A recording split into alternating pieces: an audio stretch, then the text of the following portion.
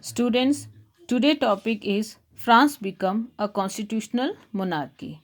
Okay, the third estate formed the National Assembly and drafted a constitution for France in which they limited the power of monarch. Okay, their power would from now onwards checked or controlled by the constitutions. Okay, henceforth France becomes a constitutional monarchy. Okay, so here comes what is this constitutional monarch. So are systems in which the king or queen, here if you talk the constitutional monarch, the king or the queen is the head of the state. Okay, but this power is severely limited. Okay, or it is restricted. They can act, they act only on the advice of the politicians or the constitution. Okay, who form the government, and here the government is the National Assembly. So this power, instead of being concentrated in one hand as we have seen in the absolute monarchy, so were now separated and assigned to different institutions. It means that the power needs to divide between different institutions.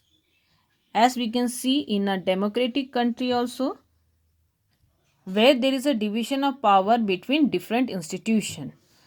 Here also you can see the division of power: legislative, executive and judiciary.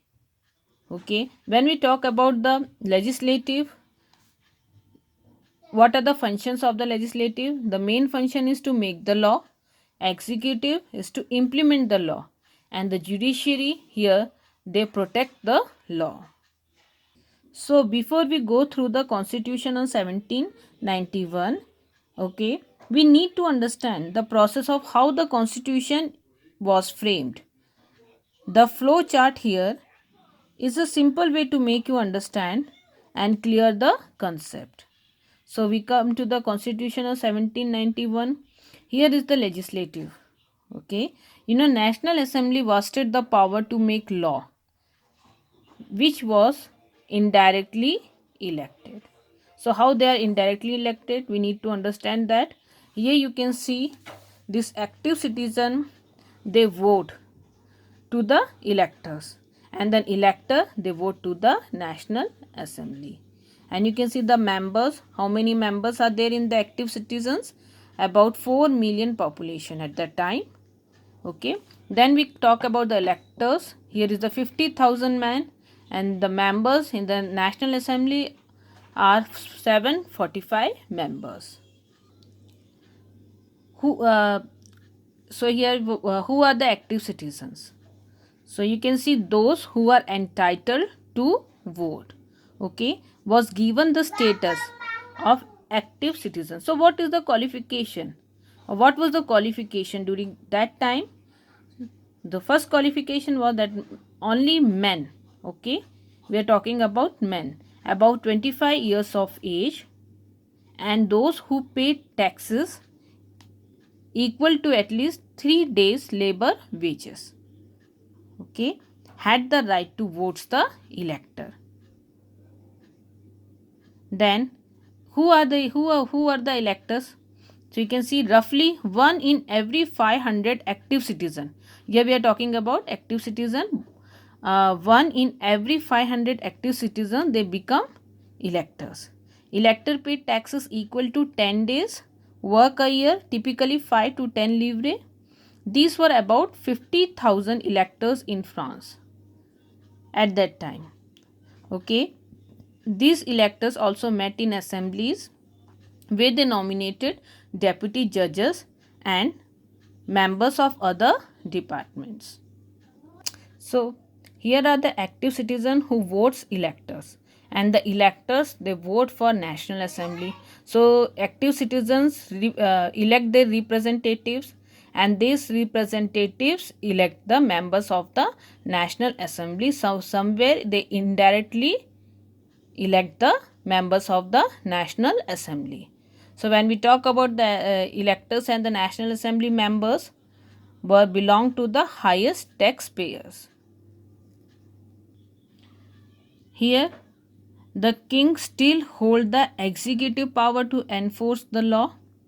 Okay, so here this you can see they were checked by the National Assembly. If we talk about this, king was checked by the National Assembly and the ministers were checked by the National Assembly. So the remaining populations, okay, about 3 million men, women and youth or children were classed as passive citizens. So who are the passive citizens? No voting rights. They were not given the right to vote. On 26th August 1789, the French National Constituent Assembly issued the Declaration of the Right of Man and the Citizen